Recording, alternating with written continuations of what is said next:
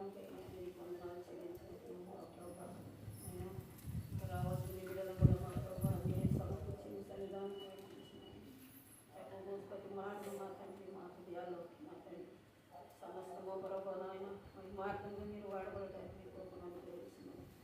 ఈ కొద్ది వినపములు మా ప్రభా మీరు దయకావాల్సిన యేసు పరిశుద్ధ నామంలో పెట్టి అడిగి వేడుకొని ప్రార్థించుకుంటున్నాం తండ్రి.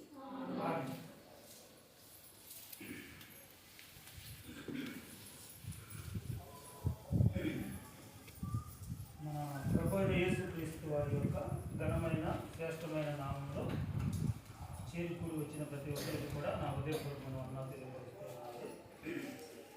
పరిశుద్ధ గ్రంథమైన లేఖనాల నుండి దేవుని వాక్యాన్ని చదువుకుందాం. పోయిన ఆదివారం మనం ఒక అంశ భాగాన్ని ప్రారంభం చేసుకున్నాం. అందరికి గుర్తుందమ్మా? పోయిన ఆదివారం అంశ భాగం. పోయిన వారం మన కూరలన్నీ గుర్తున్నాయా? ఏం కూర గుర్తుండే? చికెనైనా దున్నమాసమైనా చేపలైనా బాగానే గుర్తుంది మనకి.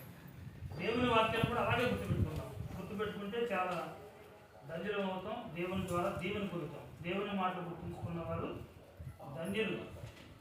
కాబట్టి దేవుని వాక్యాన్ని మనం పరిశీలన చేద్దాం. పోయిన వారం ఏం వాక్యం చెప్పుకున్నామంటే పాపము ప్రమాదమా అనే అంశం అండి. పాపము ప్రమాదమా, ఎంత ప్రమాదకరమైందో కొన్ని విషయాలు మనం బైబిల్లో చూసాం. పాపం అంటే ఏంటో మొట్టమొదటిగా ఒక విషయాన్ని మనం గమనించాం పోయిన వారంలో. పాపం అంటే ఏంటి? పగ. ఈ సహోదరుని మీద పగ పట్టకూడదు, అది దేవుని దృష్టిలో పాపము అనే విషయాలు మనం విన్నాం. ఈరోజు పాపము ప్రమాదమా అనే అంశంలో రెండవ భాగాన్ని, రెండవ పాపాన్ని మనం చూద్దాం. పోయిన వారం మనం పగ అనేది పాపము అని మనం చూసాం. ఇది కంటికి కనపడడం, కనపడే వ్యభిచారాలు, దొంగతనాలు, జోదాలు, అబద్ధాలు, ఇవైతే కంటికి కనపడని పాపాలు ఎన్నో ఉన్నాయి లేఖనాల్లో. వాటిని మనం పరిశీలన చేస్తూ ఉన్నాం అన్నమాట. సంఖ్యాకాండ గ్రంథం, అందరూ కూడా బైబిల్ గ్రంథాన్ని విప్పుదాం. 5వ అధ్యాయం, సంఖ్యాకాండ గ్రంథం 5వ అధ్యాయం 6వ వచనం చదువుదామండి. చదివేవారు ఎవరైనా కానీ చాలా జాగ్రత్తగా నిదానంగా తప్పులు పాపలు చదవాలి. పురుషుడు గాని స్త్రీ గాని యెహోవా మీద తిరగబడి మనుషులు చేయు పాపములలో దేనినైనను చేసి అపరాధులు అగునప్పుడు వారు తాము చేసిన పాపములను ఒప్పుకొనవలెను. చిన్న ప్రార్థన చేసుకుందాం. 6వ వచనం వరకే కదా, చిన్న ప్రార్థన. పరలోకమందున్న తండ్రి, మరొకసారి మీ పాదాల దగ్గరకు వచ్చి ప్రార్థిస్తూ ఉన్నాము నాయన. ఇప్పటి వరకు మీరు తోడుగా ఉండి మీ సహాయం అందించారు. మీరు చూపిన కృపపై కృతజ్ఞతలు చెల్లిస్తూ ఉన్నాం. కొద్ది సమయంలో మీ మాటలు వినబోతూ ఉండగా వినగలిగిన చెవులను, గ్రహించగలిగిన మంచి మనస్సులను బిడ్డలకు ప్రసాదించండి. నిష్ప్రయోజకుడిగా నిలవబడినటువంటి నాకు కూడా తండ్రి మీ సమయోచితమైన జ్ఞానం ఇచ్చి నడిపించమని వేడుకుంటూ యేసు పరిశుద్ధమైన నామములో ప్రార్థిస్తున్నాము తండ్రి, ఆమేన్.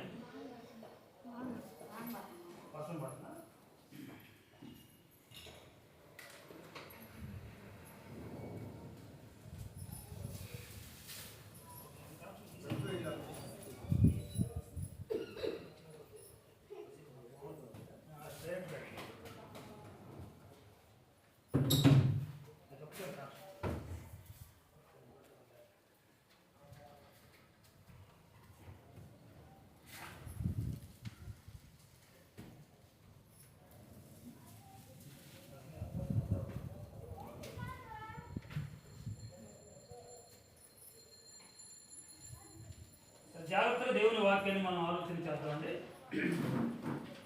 సంఖ్యాకాండ గ్రంథంలో 5వ అధ్యాయం 6వ వచనాన్ని మనం చదివాం. ఏమున్నాం ఇక్కడ? ఏది పాపం? పాపము ప్రమాదమా అనే అంశాన్ని మనం వింటూ ఉన్నాం. పాపము ప్రమాదమా అనే అంశాన్ని వింటూ ఉన్నాం. ఎంత ప్రమాదకరమైందో పోయిన వారంలో మనం ఒక విషయాన్ని చూసాం. పగ అనే పాపం చాలా ప్రమాదకరమైనది. పగబట్టిన వారి శాపగ్రస్తులయ్యారు, ప్రాణాలు కూడా కోల్పోయారనే సంగతులు మనం విన్నాం. ఈరోజు ఒక పాపాన్ని మనం పరిచయం చేసుకున్నామండి. 6వ వచనం నేను చదువుతున్నానంటే జాగ్రత్తగా చూద్దాం. పురుషుడు గాని స్త్రీ గాని యెహోవా మీద తిరగబడి మనుషులు చేయు పాపములలో దేనినైనను చేసి అపరాధులకున్నప్పుడు అని చూడండి. ఏంటట?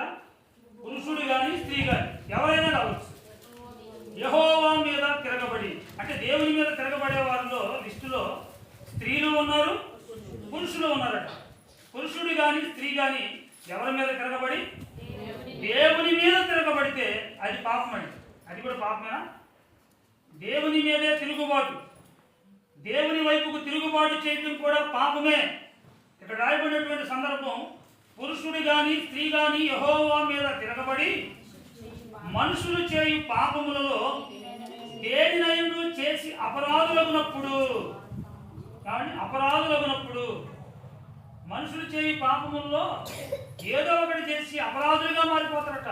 ఏంటి? దేవునిపై తిరుగుబాటు కూడా పాపమేనా అంటే పాపమేనండి. ఇజ్రాయేల్ జనాంగం తిరుగుబాటు చేశారు దేవుని మీద, తెలుసు కదండి మనందరికీ. చేశారు లేదా?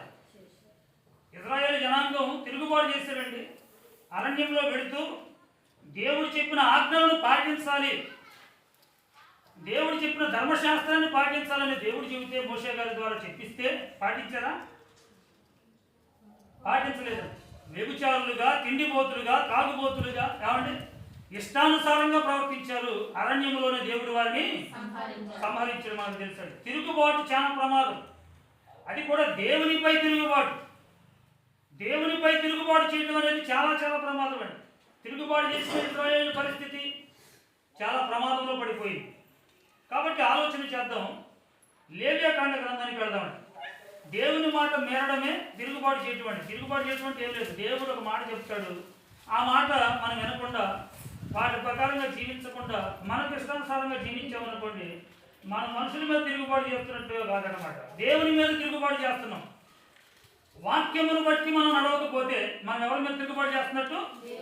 దేవుని మీద. ఇశ్రాయేలు చేసిన పని అదే, ఆదాము హవ్వ చేసింది కూడా అదే. ఆదాము హవ్వలకి ఆజ్ఞాపించాడు కదా, అన్ని పండ్లు తినండి, ఈ ఒక్కటి వద్దమ్మా, మంచి చెడ్డలు తెలియనిచ్చే వృక్షఫలమును మాత్రం మీరు. వాళ్ళు ఏం చేశారు? వాళ్ళు కూడా తిరుగుబాటు చేశారు దేవుని మీద. ఏదైతే తినొద్దన్నాడో దాన్నే తిన్నారు. దేవుడు చెప్పిన మాట వినకపోవడం, దేవుడు చెప్పిన ప్రకారంగా బ్రతకకపోవడమే తిరుగుబాటు. తిరుగుబాటు చేయడం అంటే అది. ఆలోచన చేద్దాం. దేవుని వాక్య ప్రకారంగా బ్రతకకపోవడమే తిరుగుబాటు, లేక దేవుని మాట మేరడమే తిరుగుబాటు. ఇది కూడా పాపమే.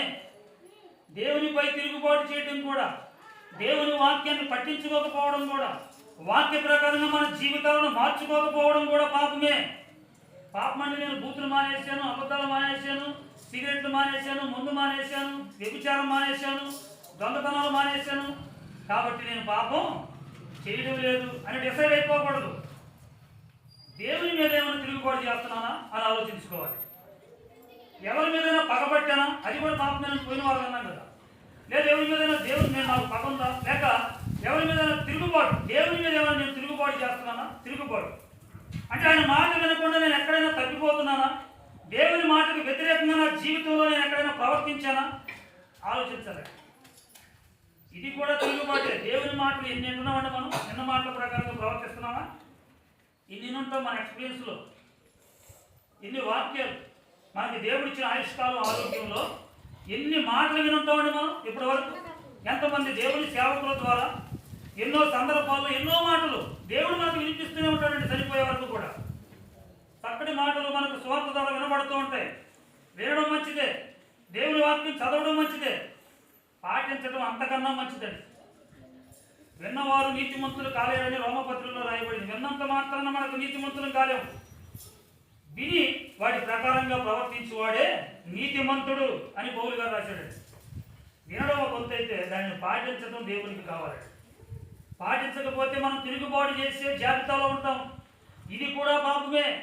మనం ప్రార్థనకు వచ్చాం, పాటలు పాడినా, ప్రార్థనకు వచ్చి వాక్యం చదివినా, ప్రార్థనకు వచ్చి ఏం చేసినా, ఆరాధన చేసినా, ఏమంటే మనం ఎన్ని చేసినా తిరుగుబాటు స్వభావం మనలో ఉందనుకోండి. అంటే ఆయన మాట వినకపోవడం, వాక్యానుసారంగా బ్రతకకపోవడం అనే లక్షణం మనలో ఉందనుకోండి. ఇది కూడా దేవుని దృష్టిలో పాపమే అని రాయబడింది. పాపమే. తిరుగుబాటు కూడా పాపమే. చూడండి, ఒక మాట, మంచి మాట చూద్దాం. లేవియాకాండ గ్రంథం 5వ అధ్యాయంలో ఉంటుంది చూడండి.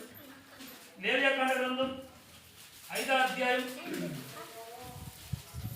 17వ వచనం చదువుతాం.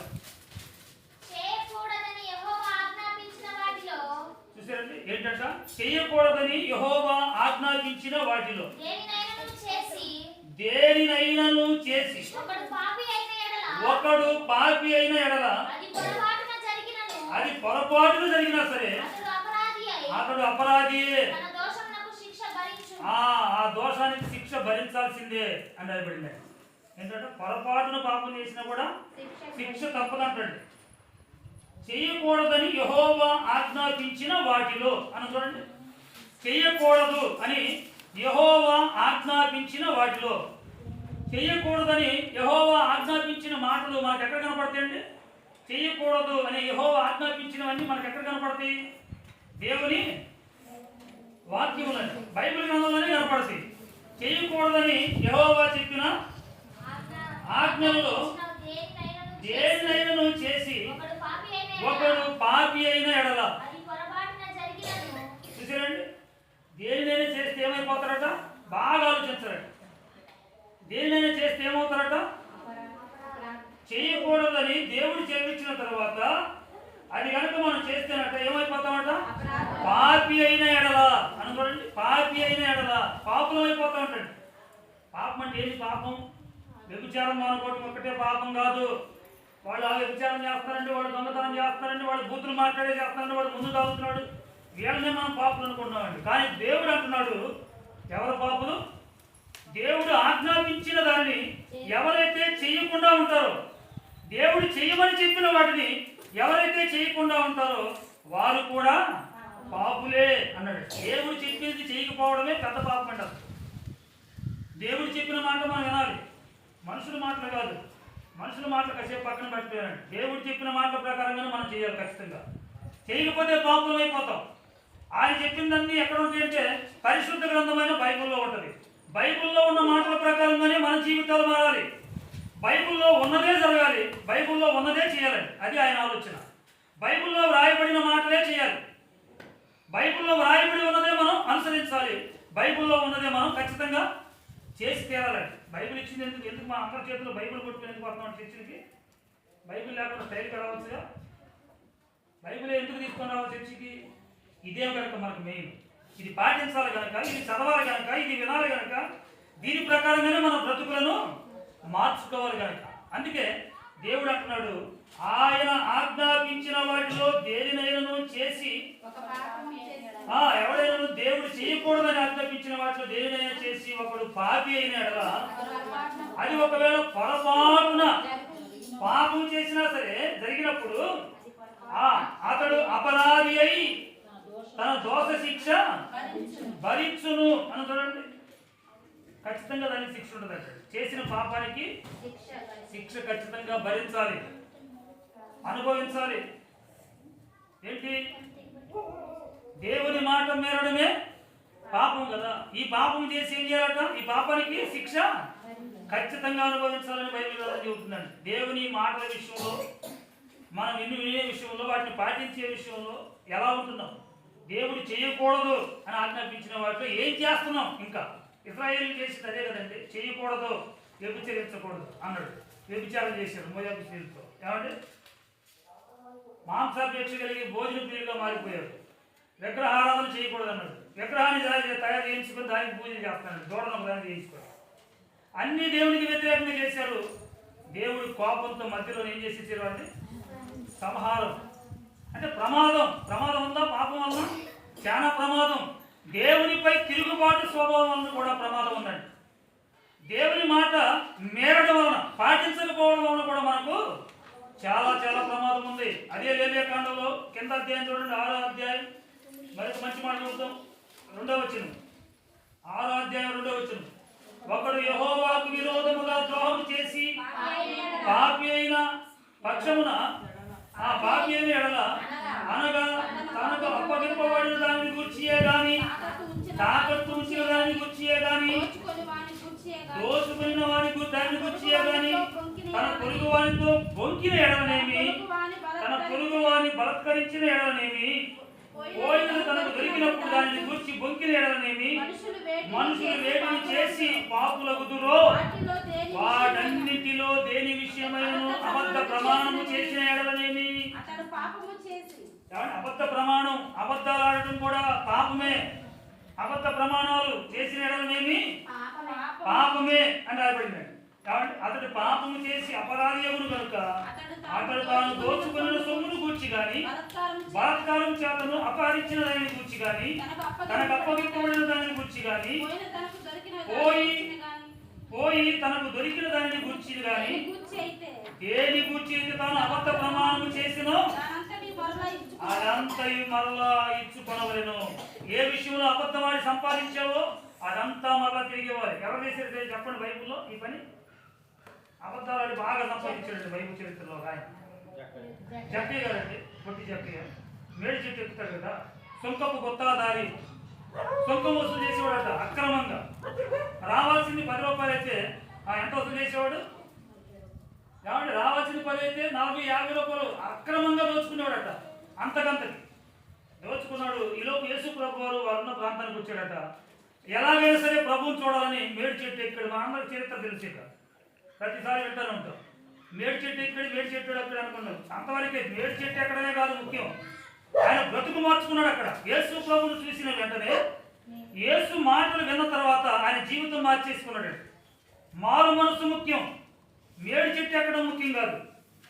ఏది ముఖ్యం?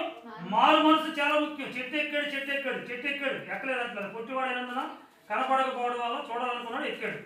యేసు ప్రభువే తన ఇంటికి వచ్చిన తర్వాత ఏం జరిగింది? మారు మనసు పొందాడు. అయ్యా నేను దోచుకున్న సొమ్మంతా అక్రమంగా నేను దోచుకున్నానయ్యా, ఎన్నో అబద్ధాలు చెప్పి ఇదంతా ఏం చేస్తాను, నేను ఇంకా ఎక్కువగా ఇచ్చేస్తాను, అంతగా వాళ్ళకి తిరిగి ఇచ్చేస్తానని నిర్ణయం తీసుకున్నాడు లేదా? మారు మనసు అంటారండి దీన్ని. ప్రభు మాటలు విని ప్రభు మాటకు ఆకర్షితుడై వెంటనే తనకై తను మారు మనసు పొంది, నాకు డబ్బు ప్రాముఖ్యం కాదు, ఎవరు ప్రాముఖ్యం? ఇప్పుడు యేసే నాకు ప్రాముఖ్యం అనుకున్నాడు. యేసు చెప్పిన మాటకు ఇదేడే మాట మీరేడా? మాట ప్రకారంగా నడిచాడా జక్కయ్య? యేసు మాటకు లోబడ్డాడు. యేసు మాటకు లోబడ్డాడు అంటే దేవుని మాటలన్నీ బైబిల్లో ఉన్నాయని యేసు మాటలే. బైబిల్ అంటేనే దేవుని వాక్యం కదండి, దేవుని మాటలు. దేవుని మాటకు లోబడిన జక్కయ్య మనకు కనపడుతూ ఉన్నాడు. కాబట్టి మనం కూడా దేవుని మాటలకు లోబడాలి. ఇశ్రాయేలీయులు దేవుని మాటలకు లోబడక అరణ్యంలో సంహరింపబడ్డారు. ఆదాము హవ్వలు దేవుని మాటకు లోబడక ఏం చేయబడ్డారు?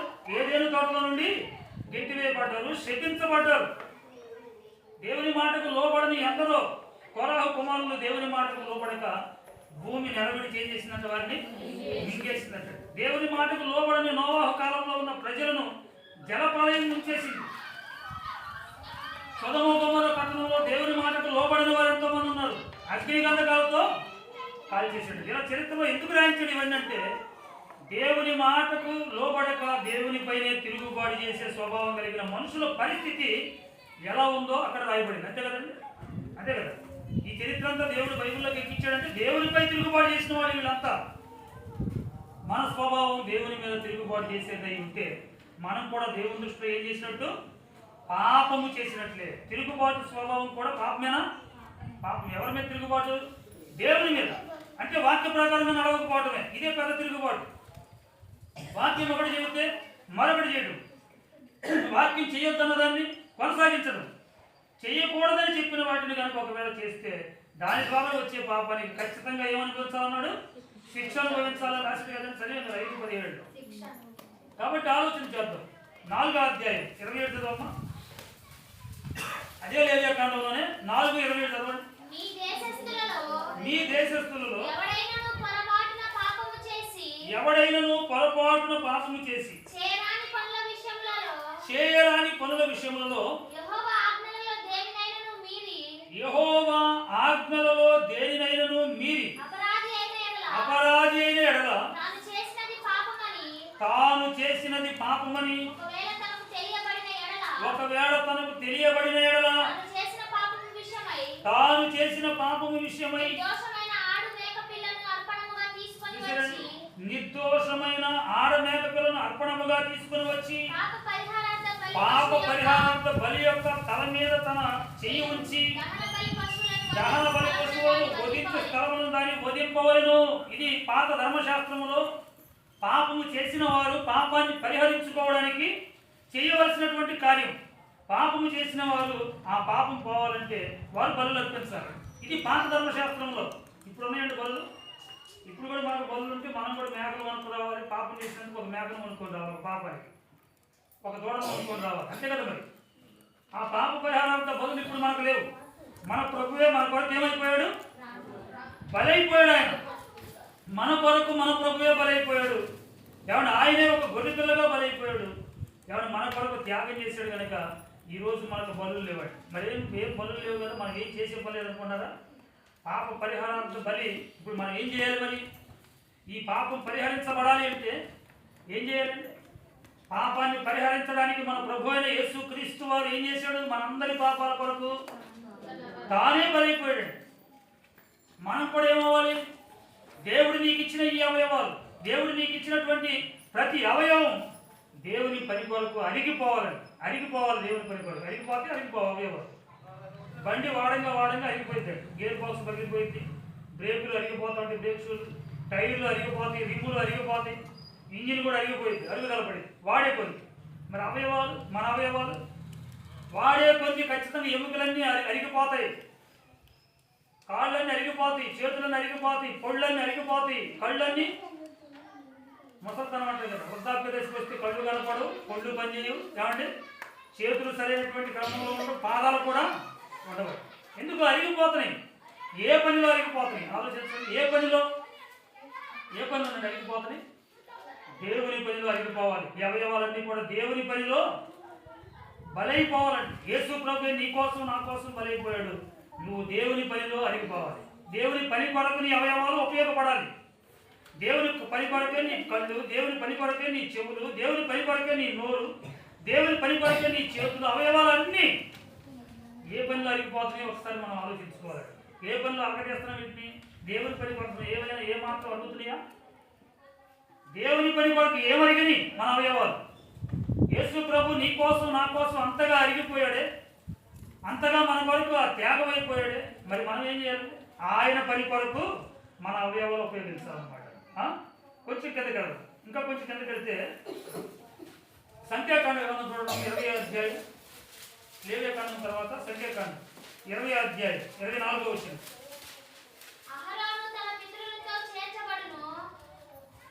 అహరోను తన పితరులతో చేర్చబడును, ఏలయనగా మెరీబా నీళ్ల యొద్ద మీరు నా మాట వినక. ఈ మాట గుర్తుపెట్టుకోండి. మెరీబా నీళ్ల యొద్ద మీరు నా మాట వినక. మాట వినక, దేవుని మాట వినట్లేదండి. మెరీబా నీళ్ల యొద్ద మీరు నా మాట వినక నా మీద తిరుగుబాటు చేసి తిరిగి. ఏమంటే దేవుని మాట వినకపోవడం ఏమన్నాడు ఇక్కడ? తిరుగుబాటు చేసినట్లే. మీరు నా మాట వినక నా మీద తిరుగుబాటు చేసి తిరిగి కనుక నేను ఇశ్రాయేలుకు ఇచ్చిన దేశమందు అతడు ప్రవేశింపడు. ఏమండి? మెరీబా నీళ్ల వద్ద ఎవరండి తిరుగుబాటు చేసింది? మోషే గారి గురించి ఈ మాట. మోషే గారికి ఏం చెప్పాడు? నువ్వు వెళ్ళి ఆ రాయి దగ్గరికి వెళ్ళి రాయితో మాట్లాడు. సంఖ్యాకాండంలో 5వ వచనంలో ఉంటుంది. రాయితో మాట్లాడితే నీళ్ళు ఇచ్చిద్దా రాయి? ప్రజలందరినీ గుంపుగా రాయి చుట్టూ నిలబెట్టు, రాయితో మాట్లాడుతూ ఉండు, రాయిలో నుండి నీళ్లు వస్తాయి, అందరికీ పంచిపెట్టు అన్నాడు. కానీ ఈయన ఏం చేశాడంటే కర్రతో కొడతాడు. దేవుడు చెప్పింది ఒకటి, మోషే చేసింది ఒకటి. చిన్న పొరపాటు అనుకున్నామేమో, చిన్న తప్పేలు అనుకున్నామో, అడ్జస్ట్ అయిపోతాం. మనం అయితే చిన్న అబద్ధం అనుకున్నావా? చిన్న భూతేలను, చిన్న పాపమేలను క్షమించేస్తాడు దేవుడు అనుకున్నావా? ఇక్కడ ఇజ్రాయేలులో ఉన్నటువంటి ఇజ్రాయేలును నడిపించిన నాయకుడు మోషే స్థితి ఏమైపోయింది చూడండి. నాయకుడు అండి, ప్రత్యేకంగా దేవుడే ఎన్నుకున్నాడండి మోషే గారిని. దేవుడే ఇజ్రాయేలును సంరక్షించడానికి ఏర్పాటు చేసి ఫరో దగ్గరికి పంపించాడు కదా. 430 సంవత్సరాల నుంచి బానిసత్వంలో ఉన్నటువంటి వారిని విడుదల చేసి తీసుకుని వచ్చాడండి. ఎడారిలో గుండా, అరణ్యంలో గుండా ఎన్నో అద్భుత కార్యాలు ఆయన ద్వారా చేయించాడండి దేవుడు. చేసినా కానీ, ఎన్ని అద్భుతాలు చేసినా, ఇజ్రాయేలును నడిపించిన ఒక్క మాట విషయంలో దేవుని మాట వినకుండా తిరుగుబాటు చేశాడట. రాళ్ళతో మాట్లాడమంటే ఏం చేశాడట? ఆయన కర్రతో కొట్టాడట. ఆ తిరుగుబాటు కారణాన్ని బట్టి ఏమన్నాడు? మళ్ళా చదవం ఒకసారి ఆ మాట. నేను ఇజ్రాయేలుకి ఇచ్చిన అతని ఆ దేశం ముందు అతడు ప్రవేశింపడు. ప్రవేశం లేదు. ఇజ్రాయేల్ ఇజ్రాయేల్ దేశంలో ప్రవేశించడానికి హక్కు లేదన్నాడండి. అంతగా నడిపించాడే, 40 సంవత్సరాల పాటు చాలా ప్రయాసపడ్డాడే. మోషే ప్రయాసపడ్డాడు లేదా? నేను సేవకునే కదా, చాలా ప్రయాసపడుతున్నాను, అది ఉడుతున్నాను, ఇది ఉడుతున్నాను, అది చేస్తున్నాను, ఇది చేస్తున్నాను, అది మాట చెబుతున్నాను నేను అనుకుంటే నాకు కూడా ఖచ్చితంగా కఠినమైన శిక్ష ఉంది. చాలా జాగ్రత్తగా ఉండాలండి. ఒళ్ళు దగ్గర పెట్టుకొని చెప్పాలి నేను కూడా. కాబట్టి దేవుని దగ్గర, దేవుని మాటల విషయంలో ఒళ్ళు దగ్గర పెట్టుకుని ప్రవర్తించాలి నేను కూడా. ఈయనకన్నా గొప్పవాడు మనం అంత ఆయన పాదధూళి కూడా సరిపోవండి. మోషే గారు వాస్తవంగా అయితే ఆయన క్యారెక్టర్తో మనం పోల్చుకుంటే పాదధూళి కూడా పనికిరావండి. అంత సాత్వికుడు, దేవుని కొరకు నిజాయితీగా బ్రతికిన వ్యక్తి ఒక్క చిన్న పొరపాటు చేసింది. రాయితో మాట్లాడమంటే కర్రతో కొట్టినందుకంట ఇజ్రాయేలీయులకు అప్పగించినటువంటి ఆ పాలు తేళ్లు ప్రవహించి ఆ దేశం ముందుకు లేదు, అసలు ప్రవేశమే లేదు. ఇప్పుడు మనకి పాలు తేళ్లు ప్రవహించే దేశానికి వెళ్ళాల్సింది. ఎక్కడికి వెళ్ళాలి మనం ఇప్పుడు? పరలోకానికి. మరి పరలోకానికి వెళ్ళాలంటే ఇప్పుడు రేపు అనేది ఆయన ఆ మాటే. ఏ మాట? ఒకసారి చదువుతారా? ఏ మాట అంటాడో? 24వ వచ్చింది చదువు. 24వ వచ్చింది చదువు మళ్ళీ. ఏలయనగా మెరీబా నీళ్ల యొద్ద మీరు నా మాట వినక. మీకు ఈ మాట అండర్లైన్ చేసుకోండి జాగ్రత్తగా. ఖచ్చితంగా ఇది గుర్తుండాలి. మనకి అండర్లైన్ చేసుకోవాల్సింది ఎలాంటి మాటలే, ఇంపార్టెంట్ మాటలు. మీరు నా మాట వినక. ఎవరి మాట? నా మాట కాదు, దేవుని మాట. బైబిల్లో వ్రాయబడిన మాట, దైవ గ్రంథంలో ఉన్న ప్రతి మాట వినక, నా మాట వినక చదువు. నా మీద తిరుగుబాటు చేశారు. నా మాట వినకపోతే నా మీద తిరుగుబాటు చేసినట్లే మీరు అన్నాడు దేవుడు. దేవుని మాట వినకపోతేనట దేవుని మీద మనం తిరుగుబాటు చేసిన వారమే. తిరుగుబాటు చేస్తే ఏం జరిగింది? ఇప్పుడు చదువు చివరి. నేను ఇశ్రాయేలుకు ఇచ్చిన దేశం మందు అతడు చూసారండి. దేవుని మాట వినకపోవడం వలన, తిరుగుబాటు చేయటం వలన ఏం కోల్పోయాడు మోషే గారు? అంత బ్రతుకు బ్రతికాడండి, అంతగా బ్రతికాడండి. అల్పకాలము పాపభోగం అనుభవించడం కంటే క్రీస్తు ప్రజలతో నేను నింద అనుభవిస్తానని నిర్ణయం తీసుకొని ఆస్తిని వదిలిపెట్టి, రాజరికాన్ని వదిలిపెట్టి, భోగభాగ్యాలు వదిలిపెట్టి, ఆ అరణ్యంలో ఎడారిలో పండుకోవడానికి సరైనటువంటి వసతులు లేకపోతే ఎన్నో ఇబ్బందులు పడుతూ వారిని నడిపించాడండి. మోషే గారు చాలా కష్టపడ్డారు. కానీ ఎక్కడికి వెళ్ళలేకపోయాడట? పాలు తేళ్లు ప్రవహించే దేశానికి మాత్రం వెళ్ళలేకపోయాడు. అదే కదా, పాలు తేళ్లు ప్రవహించే దేశానికి వెళ్ళలేకపోయాడు. ఆలోచించాడు. ఇప్పుడు మనం ఎంత బ్రతుకు బతికినా దేవుడిచ్చిన ఈ ఆయుష్కాలం అంతా కూడా మనం దేవుని కోసం అన్ని విషయాల్లో బాగా బ్రతికి, అర్థమవుతుందండి, ఏదో ఒక చిన్న తప్పేలే దేవుడు క్షమించేస్తాడని మనం అడ్జస్ట్ అయిపోతే, రేపు ఆయన మాట మనం వినకపోవటం వలన, దేవుని వైపుకు మనం తిరుగుబాటు చేయటం వలన ఏమైపోతాం? తిరుగుబాటు చేయటం వలన ఏమొచ్చిందండి? ఏమొచ్చిందమ్మా? మీరు కూడా పరలోక రాజ్యములో చేరలేరు. ఏందమ్మా ఆన్సర్ కూడా కరెక్ట్గా చెప్పలేదు, మీరు వింటలేదా? మీరు నా మాట వినకపోవటం వలన మెరీబా నీళ్ల యొద్ద ఏం చేయనన్నాడు? ఇజ్రాయేలుకు అప్పగించినటువంటి ఆ దేశములో ప్రవేశం లేదు. మరి ఇప్పుడు మనం దేవుని మాట వినకపోతే మన పరిస్థితి ఎక్కడికి ప్రవేశం లేదు? మనకి పరలోకంలోకి ప్రవేశం లేదు. అంటే ఇప్పుడు మనం పాలు తేళ్లు ప్రవహించే దేశానికి ప్రయాణం కాదు మనది, అది ఇజ్రాయేలుది. మనం ఎక్కడికి ప్రయాణం అంటే పరలోకానికి. ఆయన మాట వినకపోతే, ఆయన మీద ఒకవేళ మనం తిరుగుబాటు స్వభావంతో జీవిస్తే మనకు కూడా పరలోకంలో ఏం లేదు? ప్రవేశం లేదు. ప్రవేశం లేదు అని ఎంతో క్లియర్గా వ్రాయబడిందండి. మరొక చక్కని మాట చూద్దాం. మరొక మాట సమయానికి మనం ముగించుకుందామంటే చూద్దాం. సమయాలు మొదటి గ్రంథం 15వ అధ్యాయం 23వ వచనం. సమయాలు మొదటి గ్రంథం 15వ అధ్యాయం 23వ వచనాన్ని చదువుతాం. తిరుగుబాటు చేయుట దేంతో సమానం? తిరుగుబాటు చేయుట సోద చెప్పుట ఎను పాపముతో సమానం అన్నాడు. చూడండి, తిరుగుబాటు చేయటం పాపమేనా? క్లియర్గా సమూయేలు గారు రాస్తారండి ఇక్కడ. సోద చెప్పుట ఎను పాపముతో సమానం. ఏంటిది సమానం? తిరుగుబాటు చేయటం. తిరుగుబాటు చేయటం అంటే మీరు చెప్పాలి. ఇప్పుడు తిరుగుబాటు చేయటం అంటే చెప్పండి అమ్మా, విన్నారు కదా ఇప్పుడు దాకా. అసలు తిరుగుబాటు చేయటం అంటే ఏంటి? దేవుని మాట వినకపోవడమే. విన్న ప్రకారంగా బ్రతకకపోవడం, అంతే కదా, ఈజీ. ఈ తిరుగుబాటు చేయటం అనేదట సోద చెప్పుటను పాపముతో సమానం అన్నాడండి. పాపం, తిరుగుబాటు స్వభావం పాపం అనేది బైబిల్ గ్రంథంలో స్పష్టంగా మనకు కనపడుతూ ఉంది. సొలొమోను గారు రాసినటువంటి మాటలు కూడా చూద్దామండి. ఇంకో మంచి మాట సామెతల గ్రంథంలో 17వ అధ్యాయం చూడండి, 11వ వచనం, 17, 11 సామెత. తిరుగుబాటు చేయువారు కీడు చేయటమే కోరుకుంటాడటండి. ఏం చేస్తాడట? తిరుగుబాటు చేసేవాడు, దేవుని మీద తిరుగుబాటు స్వభావం కలిగిన వాడు కీడు చేయాలనే కోరిక కలిగి ఉంటాడట. ఎవరి మీద తిరుగుబాటు? దేవుని మీద తిరుగుబాటు చేసేవాడికి ఉండే లక్షణం ఏంటో సొలొమోను గారి ద్వారా రాస్తున్నాడండి. ఇక్కడ ఏంటో లక్షణం? తిరుగుబాటు చేయవాడు కీడు చేయుటకే కోరును, అట్టివాని వెంట క్రూర దూత పంపబడును. అట్టివాడిని దేవుడు వదిలిపెట్టినట్టండి, క్రూర దూత పంపబడిద్దట. అట్టివాడి వెనక ఏ దూత? క్రూరమైన దూత. క్రూర అంటే ఏంటి? క్రూర స్వభావం. క్రూర స్వభావం అంటే ఏంటి? క్రూర దూత పంపబడును అనందండి. అపవాది క్రూర స్వభావం కలిగిన వాడు. గర్జించు సింహము వలె ఎవరిని మృంగుదునా అని ఏం చేస్తున్నాడట? వెతుకుతూ తిరుగుతున్నాడట. క్రూరమైన స్వభావం అండి. ఎదుటి వారిని చంపేయాలి. సింహానికి ఏ స్వభావం? పరిగెత్తి పరిగెత్తి వేటాడి మరి చంపి తిరుగుతాడు. అవును కదా? క్రూరత్వం జంతువుల్లో ఉంది. క్రూరత్వం జంతువుల్లో ఉన్నటువంటి క్రూరత్వం మనుషుల్లో కూడా ఉంది. మీరు మృగములను పోయిన వారై ఉన్నారు అంటాడండి పౌలు గారు బైబిల్లో. కొంతమంది మనుషులు అట పౌలు గారు ఉన్న కాలంలో జంతువుల్లో ప్రవర్తిస్తున్నారంటండి.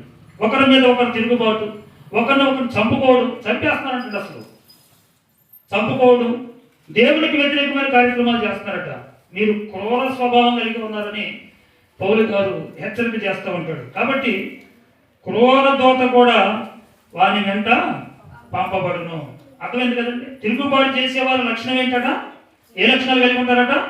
కీడే చేస్తారట. మేలు చేయలేక, మేలు చేయాలనే ఆలోచనే రాదు. కీడు చేయడమే ఎక్కువగా వినపడుతూ ఉంటుంది. కీడు చేయాలనే ఆలోచనలు ఎక్కువగా ఉంటా ఉంటాయి అంటాడు. మరొక మంచి మాట చూద్దాం. మరొక మంచి మాట చూడండి, యెషయా గ్రంథం 63వ అధ్యాయం చూడమ్మా. యెషయా గ్రంథం 63వ అధ్యాయం 10వ వచనం.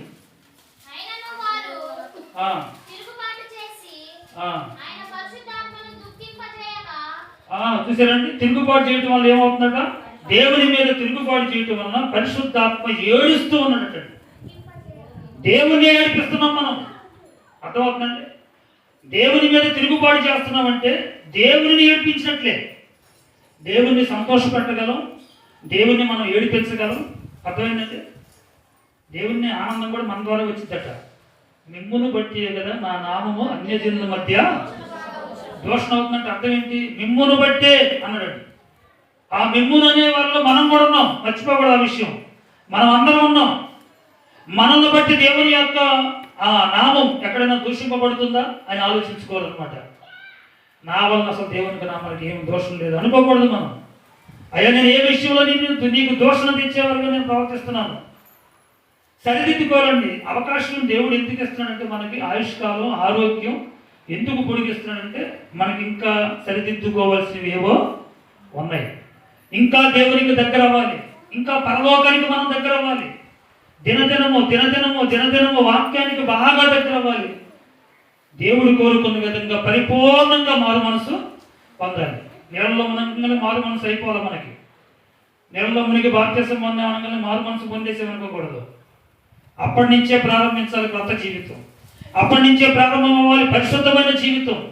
అప్పటి నుంచే ప్రారంభం అవ్వాలి. మన మాటల్లో తేడా రావాలి, మన చూపుల్లో తేడా రావాలి, మన ప్రవర్తనలో తేడా రావాలి. ప్రత్యేకమైనటువంటి ఆలోచన ఉండాలి, ప్రత్యేకంగా కనపడాలి దేవునికి. అర్థమైందండి?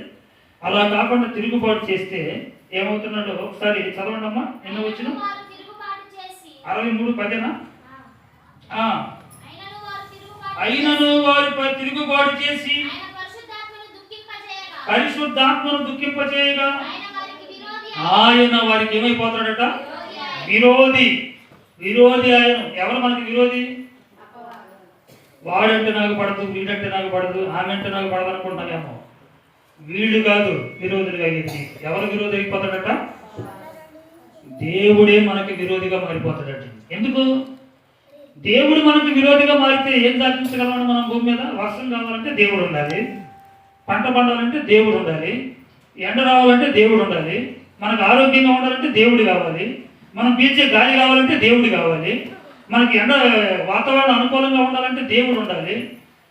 ప్రతిదీ మనం వాడుకునే ప్రతిదీ కావాలంటే దేవుడి వల్లనే వస్తున్నాయి కదా. ఆయనే మనకు విరోధి అయిపోతే, ఆయన మనకు విరోధిగా మారితే మనం ఏం సాధించగలమండి భూమి మీద? ఆలోచించండి. దేవుడు మనకు విరోధి అయితే మాత్రం మనం ఏమీ సాధించలేమండి. దేవుడు మన పక్షమును ఉండగా మనకు విరోధి ఎవడు అని రాసిందండి. ఆయన్ని మన పక్షాన్ని ఉంచుకోవాలి, ఆయన్ని విరోధిగా మార్చుకోకూడదు. ఆయన మనకెందుకు విరోధిగా మారుతాడు అంటే మనం ఆయన మీద తిరుగుబాటు చేసినప్పుడు. తిరుగుబాటు చేయటం అంటే ఏంటంటే వాక్యాన్ని విన్న ప్రకారంగా మన జీవితాలు మార్చుకోకపోవడమే ఆయన మీద మనం తిరుగుబాటు చేయాలి. దీనికి ప్రతిగా ఆయన ఏం చేస్తాడంట? మనకు విరోధిగా మారుతాడండి. ఆయనే భ్రష్ట మనసు కూడా అప్పగిస్తాడని ఉందండి బైబిల్లో, ఉంది కదా. దేవుడే భ్రష్ట మనసు చేతికి అప్పగిస్తాడట. దేవుడే మనం ఎన్నిసార్లు గద్దించినా, ఎన్ని రకాలుగా దేవుడు మాట్లాడినా మన మనసులు మారకపోతే, మన జీవితాన్ని మార్చుకోకపోతే దేవుడు తీసుకునే నిర్ణయం ఏంటో తెలుసా? దేవుడే భ్రష్ట మనసుకి అప్పగించేస్తాడట. ఒక్క పాపి కూడా నశించడం నాకు ఇష్టం లేదు అన్న ప్రభుయే, ఒక్క పాపి కూడా నశించడం నాకు ఇష్టం లేదన్న ప్రభుయే ఎవరికి అప్పగిస్తాడట? భ్రష్ట మనసుకి. భ్రష్ట మనసుకి అప్పగింపబడ్డాం అనుకోండి. భ్రష్ట మనసు అంటే ఎవరు? అపవాదికి అప్పగించాడు అనుకోండి, వాడికి కైమా చేసేస్తాడు, మనల్ని అన్ని ప్రయోగాలు చేస్తాడు, అబద్ధాలు ఆడిస్తాడు, బూతులు మాట్లాడిస్తాడు, రకరకాల రంగుల వలన అంతా చూపిస్తాడు. పాపం ప్రపంచం అంతా కూడా నీకు పరిచయాన్ని, పాప ప్రపంచాన్ని నీ ఒంట్లో పెట్టేసేస్తాడు. అప్పుడు వాక్యం విన్నట్టే ఉండిద్ది, కానీ లోపలికి ఎక్కదు. అర్థమైందండి? వింటాం కానీ అర్థం కాదు, చదువుతాం కానీ అర్థం కాదు, వింటాం కానీ మర్చిపోతాం. ఇవన్నీ ఎందుకు జరుగుతాయి అనుకున్నారు? ఎందుకు జరుగుతాయండి? దేవునికి అవకాశం మన హృదయంలో ఇస్తే వాక్యం పట్ల మనకు శ్రద్ధ పెరిగిద్దండి, భయం పెరిగిద్ది. దేవుని వాక్యం ఇది, ఖచ్చితంగా నేను వినాలి, ఖచ్చితంగా నేను పాటించాలనే భయం మనకుంటే హృదయంలో నుంచి వాక్యం అసలు ఎక్కడికి పోదండి. ఆ భయం ఉంటేనే మనం పాపానికి దూరంగా ఉండగలుగుతాం. ఆ భయం లేనప్పుడు ఆటోమేటిక్గా పాపం చేసేస్తాం, దేవునికి విరోధులుగా మనం మారిపోతామండి. అర్థమైంది కదమ్మా? తిరుగుబాటు చేయటం వలన ఏమైపోతామంటే మనం దేవునికి విరోధులుగా మారిపోతాం అనే విషయం మనకు కనపడుతూ ఉందండి. తిరుగుబాటు చేయడం పాపమని, తిరుగుబాటు చేసిన వారు కీడు చేస్తారని, మూడవదిగా తిరుగుబాటు చేసిన వారు, దేవుని మీద తిరుగుబాటు చేసిన వారు దేవునికి ఎలా మారుతారట? విరోధులుగా మారుతారని 3 మాటలు మనం ఇప్పటి వరకు నేర్చుకున్నాం. మరొక మాట చూద్దాం. అదే యెషయా గ్రంథం పక్క పేజీలో 66వ అధ్యాయం చూడడం. ఒకసారి మంచి మాట ఉంది అక్కడ. 24వ వచనం చదువు. 66, 24. వారు పోయి చూసారండి, నా మీద తిరుగుబాటు చేసిన వారి కళేబరములను తేరి చూచెదరు, వాటి పురుగు చావదు, వాటి అగ్ని ఆరిపోదు. అంటే ఎక్కడికి వెళ్తాడు అన్నమాట? తిరుగుబాటు చేసిన వారు పరలోకానిక నరకానికి? ఇప్పుడు చెప్పండి. దేవుని మీద తిరుగుబాటు చేసి పరలోకానికి వెళ్తావా? ఎలా సాధ్యం ఇది? దేవుని మాట వినకుండా, దేవుని మాట పాటించకుండా, దేవుని మాటల ప్రకారంగా అనుసరించి నడుచుకోకుండా పరలోకానికి ఎలా వెళ్ళగలం? అదే రాశాడండి యెషయా గారు ఇక్కడ. ఖచ్చితంగా నరకానికే. వాటి పురుగు చావదు, అగ్ని ఆరిపోదు, అది సమస్తము శరీరమును హేయముగా ఉండును అనే మాటలు కనపడుతున్నాయండి. అర్థమైంది కదమ్మా? 4వ మాట ఏంటి? దేవునిపై తిరుగుబాటు చేయటం వలన ఎక్కడికి వెళ్తాం? నిత్య నరకానికి వెళతాం. మరొక మాట చూద్దాం. చూడండి. 29వ అధ్యాయం ఇర్మియా గ్రంథం 29వ అధ్యాయం 32వ వచనం. అరే గురి కూర్చోము, నువ్వు ఏంటి అటు తిరుగుతావు?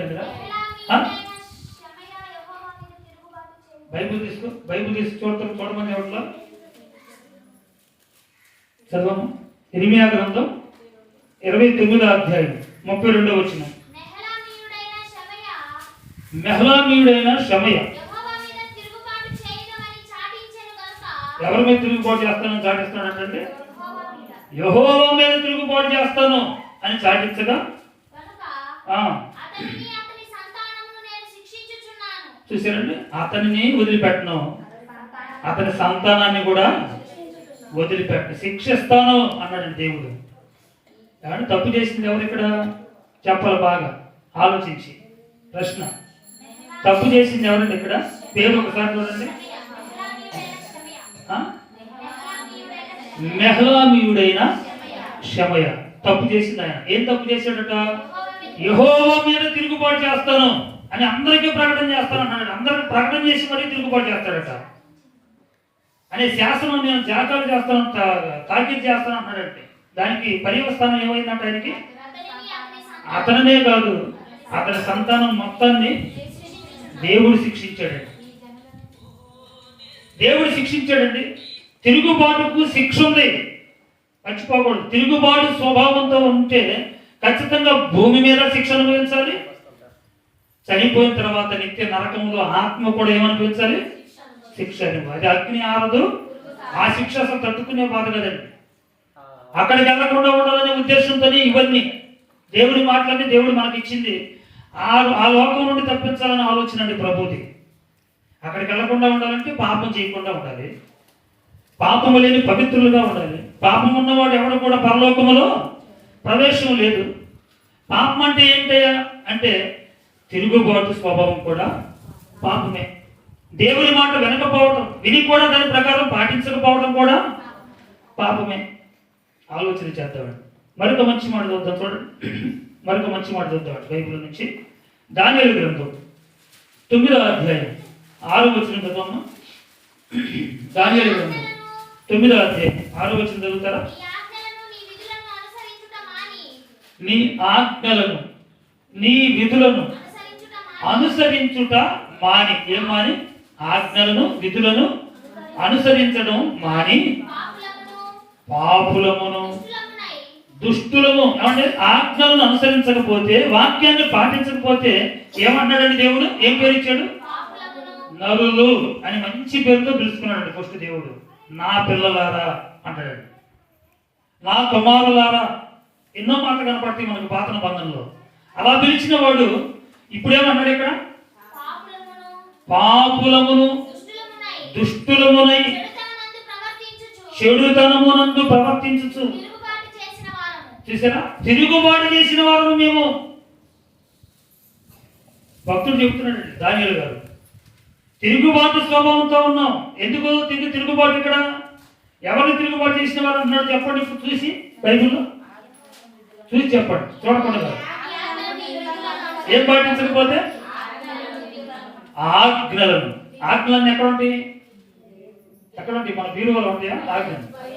బైబిల్లో ఉంటాయి. బైబిల్లో ఉన్న ఆజ్ఞలను, విధులు, విధులన్నా ఆజ్ఞలను అన్ని వాక్యాలేనండి. ఈ వాక్యాలను అనుసరించుట మాని. అది ఏం మాని? మనం అప్పుడప్పుడు అవలేలుగా ఇష్టం వచ్చినట్టుగా మందిరం మానేస్తామండి. మందిరం మన ఇష్టం. అసలు అడిగేదేవుడు, నన్ను అడిగేదేవుడు, నన్ను చేసేదేవుడు అన్నట్టుగా ఏమంటే మానేస్తావు. పని మానేస్తావా? పని మానుకుంటామా? మరి చర్చి ఎందుకు మానుకుంటున్నా? పని ఎందుకు మానుకోవట్లేదు? మరి రోగం వచ్చినప్పుడు పని కూడా మానేసేయాలి. ఎగవలేనప్పుడు, అసలు మంచం నుంచి కాలు కింద పెట్టలేని పరిస్థితిలో ఉన్నప్పుడు పని మానేస్తావు. ఇక్కడ దేవుని పని కూడా మానేసే అవకాశం ఉంది. మంచంలో పడ్డాం కనుక. మరి అన్ని ఆరోగ్యం బాగుండి అన్ని పనులు బాగా చేసుకుంటా దేవుని మందిరం మానేస్తున్నాం అంటే ఏమనుకోవాలనుకున్నారు? ఇది కూడా తిరుగుబాటే, మర్చిపోకూడదండి. ఆ కాలంలో ఇశ్రాయేలు కాలంలో జరిగింది ఇదంతా కూడా. ఆయన ఆజ్ఞలను ఆయన విధులను అనుసరించుట మాని పాపులు. ఏమన్నా మానుకోవడం పాపమా? పాపమే. మానుకోవడం పాపం. దేవుని మందిరం మానడం పాపమే. దేవుని వాక్యాన్ని పాటించకపోవడం కూడా పాపమే. ఆ పాపులమును దుష్టులమును అయి. దేవుని మందిరం మానేస్తే, దేవుని వాక్యాన్ని పాటించడం మానేస్తే చేసే పనులను ఎలా ఉంటాయండి? ఇక అన్ని చెడు పనులే, అంతే కదా. చెడు పనులను చేయొచ్చు. చదవమ్మా. దేవునిపైనే తిరుగుబాటు చేస్తున్నావు నువ్వు. తిరుగుబాటు చేస్తున్నావు. తిరుగుబాటు స్వభావం కూడా పాపమే. ఎట్టి పరిస్థితుల్లో మనం మందిరం మానుకోకూడదు. ఎట్టి పరిస్థితుల్లో మానుకోకూడదు. అసలు పూర్తిగా మంచం మీద నుంచి లెగవలేని పరిస్థితితో చావు బతుకుల మధ్య ఉన్నాం అనుకోండి, అది వేరే విషయం. అన్ని పనులు బాగానే చేస్తూ ఏమండి అన్ని బజార్లో కూడా తిరుగుతూ పొలాలన్నీ తిరుగుతూ అన్ని పనులు చేసుకుంటూ మందిరం ఒక్క దగ్గరే మానుకున్నాం అనుకోండి, ఏమంటారు దాన్ని? దేవుని మీద తిరుగుబాటు. అది దేవుని పైన తిరుగుబాటు అండి. అసలు ఏ పని చేయకూడదు ఇక్కడ. ఈ మందిరం మానుకుంటున్నావు అంటే ఇక్కడ ఏ పనికి పనికి రావట్లేదనే ఉద్దేశంలో ఉండాలి. అప్పుడు నువ్వు మందిరం మానుకున్నా దేవుడు యాక్సెప్ట్ చేయొచ్చేమో. అన్ని పనులు సక్రమంగా చేసి దేవుని మందిరం దగ్గరికి వచ్చేలేకే మానుకుంటున్నావు అంటే ఎవరి మీద తిరుగుబాటు చేస్తున్నావు తెలుసా? దేవుని మీదే తిరుగుబాటు చేస్తున్నావు. దీనికి ఏముంది? శిక్ష ఉంది.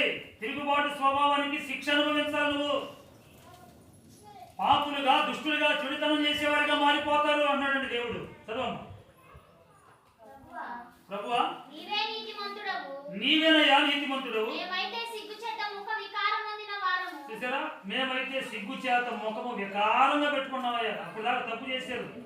నువ్వు నీతిమంతుడు అయ్యా, మేము తప్పు చేసాం, మాకు సిగ్గు, నీ దగ్గర మేము ముఖం చూపించలేము, తలనెత్తుకోలేమని బాధపడుతున్నారండి భక్తులు. ఆలోచిద్దాం అమ్మా, ఆలోచన చేసి మనం మంచి నిర్ణయాలు తీసుకోవాలండి. చాలా ఇంపార్టెంట్ ఈ మాట. 9వ అధ్యాయం 9వ వచనం చదవమ్మా. అదే మేము మా దేవుడైన యెహోవాకు విరోధముగా తిరుగుబాటు చేసితిమి. ఆయన ఎలాంటి వాడట? తిరుగుబాటు చేసినా గానీ కృప కలిగిన వాడైనా, క్షమించే దేవుడైనా. నువ్వు తప్పు చేస్తున్నా నిన్ను క్షమిస్తూనే ఉన్నాడు. నువ్వు తప్పు చేస్తున్నా నీకు కృప చూపుతూనే ఉన్నాడు. నువ్వు తప్పు చేస్తున్నా నీకు మంచి ఆరోగ్యం ఇస్తూనే ఉన్నాడు. ఆయుష్కాలాన్ని పొడిగిస్తూనే ఉన్నాడు. అర్థాంతరం ఎంతమంది పోయారని మనకు కలుగుతుందే. మనం ఇంకా ఉన్నామంటే మన గొప్పతనమా? చెప్పండి. మనం కూడా ఎన్నో ప్రయాణాలు చేస్తున్నాం, బళ్ళు వేసుకొని, ఆటోలు ఎక్కి, బస్సులు ఎక్కి. మనం ఇంకా సజీవ లెక్కలో ఉన్నాం. మన గొప్పతనమా? కాదండి. దేవుని కృప. ఆయన కృప కలిగిన వాడు. మనం తప్పు చేస్తున్నా మన వైపు చూస్తూ కూడా ఆయన మన పట్ల కృప చూపుతూ మనల్ని క్షమిస్తూ ఉన్నాడట. మనం తిరుగుబాటు స్వభావంతో ఉన్నా కూడా మనకి ఇంకా అవకాశం ఇస్తూ ఉన్నాడు. చదువు.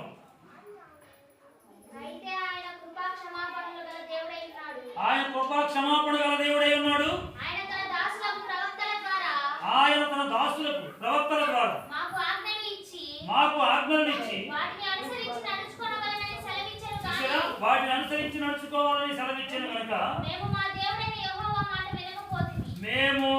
మా దేవుడైన యెహోవా మాట విన్నారా? వినలేదా? వినకపోతివి. మేము మా దేవుని మాట వినకపోతే బాధపడితే ఉపయోగం. అంత అయిపోయిన తర్వాత వాళ్ళు కూడా బాధపడుతూ శ్రమ వచ్చిన తర్వాత, కరువు వచ్చిన తర్వాత, భయంకరమైన రోగాలు వచ్చిన తర్వాత అప్పుడు గుర్తొచ్చాడండి దేవుడు. అయ్యా, ఆ దేవుడు మాకు చెప్పాడు, సెలవిచ్చాడు, కానీ మేము ఆయన మాట వినకపోతే అందుకే మా గతి ఇలా అయింది అని బాధపడుతూ రాస్తున్నారండి ఈ మాటలన్నీ కూడా. మనం కూడా అంతా అయిపోయిన తర్వాత నాకు ఈ పరిస్థితి వచ్చిందయ్యా, నన్ను కాపాడయ్యా, రక్షించయ్యంటే ఉపయోగం లేదు. దేవుడు మనకు అవకాశం ఇచ్చినప్పుడే, దేవుడు మనకు ఆరోగ్యం ఇచ్చినప్పుడే, దేవుడు మన పట్ల కృప చూపుతున్నప్పుడే మనం వాక్యానికి విధేయం అయిపోవాలి.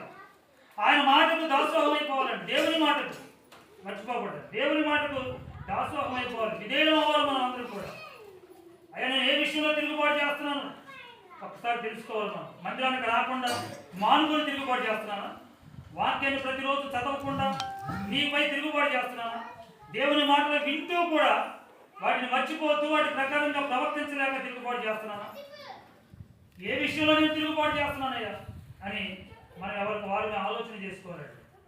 తిరుగుబాటు దేవుని దృష్టిలో పాపం, సోది చెప్పుటైన పాపముతో సమానం అన్నాడు. తిరుగుబాటు స్వభావం కూడా పాపమేనా? పాపమేనా కాదు? ఖచ్చితంగా పాపమే. ఒకవేళ ఈ తిరుగుబాటు స్వభావం అనే లక్షణం మనలో ఉంటే, వాక్యాన్ని వినేవారిగా మాత్రమే ఉంటూ దాన్ని పాటించలేని స్థితిలో మనం ఉంటే, ఇంకా మనం ఏ లిస్టులో ఉన్నాం అన్నమాట? పాపుల లిస్టులో ఉన్నామా, నీతిమంతుల లిస్టులో ఉన్నామా? ఇంకా పాపుల లిస్టులోనే, దుష్టుల లిస్టులోనే ఉన్నామట. అక్కడి నుంచి విడుదల పొంది రావాలంటే ఈ తిరుగుబాటు స్వభావం మనం మానుకోవాలి. దేవుని మీద తిరుగుబాటు స్వభావం మనం మానుకున్నప్పుడు, ఈ పాపాన్ని మనం విడిచినప్పుడు ఏమంటే కీడు నుండి మనం రక్షింపబడతాం. దేవుడు మన విరోధిగా మారకుండా మనకి ఏమంటే అన్ని విధాలా సహాయం చేస్తూ ఉంటాడు. మనల్ని నరకానికి వెళ్లకుండా ఆయన కాపాడుతూ ఉంటాడు. ఏ శిక్ష లేకుండా మనం రక్షిస్తూ ఉంటాడు. తిరుగుబాటుతో ఉన్నామనుకోండి, మన మీద కీడు వస్తుంది, దేవుడు మనకి విరోధిగా మారుతాడు, మనకు శిక్ష వస్తుంది, మనం నరకానికి కూడా ఖచ్చితంగా వెళ్ళిపోతాం. మాట వినకపోవడమే తిరుగుబాటు. దేవుని మీద తిరుగుబాటు, దేవుని మాటలు వినకపోవడమే తిరుగుబాటు స్వభావం. ఇది కూడా దేవుని దృష్టిలో పాపమే. ఈ పాపం ఒకవేళ మనం చేస్తే నేటికైనా సరే మరొక అవకాశం దేవుడు ఇచ్చాడండి మనకి. ప్రతి మాట కూడా నా కోసమే అనుకోవాలి. ఎందుకంటే ఈ మనం రాసుకుని వచ్చిన మాటలు కదా ఇవన్నీ కూడా దేవుడు 1600 సంవత్సరాల కాలం పట్టిందంటే బైబిల్ రాయలేదు. 1600 సంవత్సరాల కాలం, 42 మంది ప్రవక్తలు, 42 మంది ప్రవక్తలకి 1600 సంవత్సరాల కాలం పట్టిందంటే ఎంత కష్టమో చూడండి. ఎందుకు పట్టింది అంత కాలం? అంత ఇప్పటిలాగా ప్రింటింగ్ మిషన్ అసలు లేవు. అప్పుడు జంతువులు చంపడం, దాని చర్మాన్ని వలవడం, బాగా ఎండబెట్టడం, దాని మీద సిరాతో వాక్యాలు రాయడం, అయ్యే తాళపత్ర గ్రంథాలు తెచ్చేవాళ్ళు అన్నమాట. అప్పట్లో గ్రంథపు చుట్టలు. ఇన్ని సంవత్సరాలు కష్టపడి మన మధ్యకి ఈరోజు ఇదిగో ఈ దైవ గ్రంథాన్ని ఉచితంగా దేవుడు మనకి ఇచ్చాడండి. ఏమంటే ఉచితంగా మన చేతికి ఇచ్చాడు. కాబట్టి మనం ఆలోచించుకుందాం, మన యొక్క వ్యక్తిగత జీవితాన్ని పరీక్షించుకుందాం, దేవుని వాక్యానికి అనుకూలంగా మన బ్రతుకులను మార్చుకుందాం. మోషే గారు అంత గొప్పగా బ్రతికిన మోషే గారు కూడా దేవుని మాట కనుకపోవడం వల్ల దేవుడు విడిచిపెట్టలేదు, భయంకరమైనటువంటి శిక్షను విధించాడు. ఆ కాలంలో చేరే అవకాశం ఆయనకు లేదు. మన పరిస్థితి కూడా ఎత్తేనే. చిన్న పాపమే కదా, పెద్ద పాపమే కదా, దేవుడు అడ్జస్ట్ అయ్యే సెక్షన్ లేని, పాపానికి చిన్న పెద్ద తేడాలేమి లేవండి. కాబట్టి ఆలోచించి మంచి నిర్ణయాలు తీసుకుందాం. చిన్న ప్రార్థన చేసుకుందాం. చిన్న ప్రార్థన. పరలోకమందున్న తండ్రి, మరొకసారి మీ పాదాల దగ్గరికి వచ్చి ప్రార్థిస్తున్నాము నాయన. మీ మాటలు విని విడిచిపెట్టేవారుగా మాత్రం ఉండక పాపము ప్రమాదమా అనే విషయాన్ని మేము ఆలోచించాం. పాపం ఎంత ప్రమాదకరమైనదో మీ లేఖనాల ద్వారా మేము చూసాము నాయన. ప్రమాదకరమైనటువంటి పాపం ఏదైనా ఉందా అంటే దేవుని మీద తిరుగుబాటు చేయటం కూడా చాలా ప్రమాదకరమైన పాపం ఇదని, దీని ద్వారా మాకు శిక్ష వస్తుందని, కీడు వస్తుందని, అదేవిధంగా దీని ద్వారా నిత్య నరకానికి వెళ్ళే ప్రమాదం కూడా ఉందని మీరు సెలవిచ్చారు. ఈ పాపం ఒకవేళ మమ్మల్ని ఆవహిస్తూ ఉందేమో, అపవాది మమ్మల్ని టార్గెట్ చేస్తూ ఉన్నాడేమో, ఏ స్థితిలో మేము ఉన్నామో మమ్మల్ని మేము పరీక్షించుకుని వాక్యానికి విధేయులమయ్యే భాగ్యాన్ని మాలో మాకందరికీ మీరు ప్రసాదించమని వేడుకుంటూ యేసు ప్రభు ఘనమైన నామంలో ప్రార్థిస్తున్నాము తండ్రి, ఆమేన్. ఒక పాట పాడుకుంటూ కానుకలు సమర్పించుకున్నాం అంటే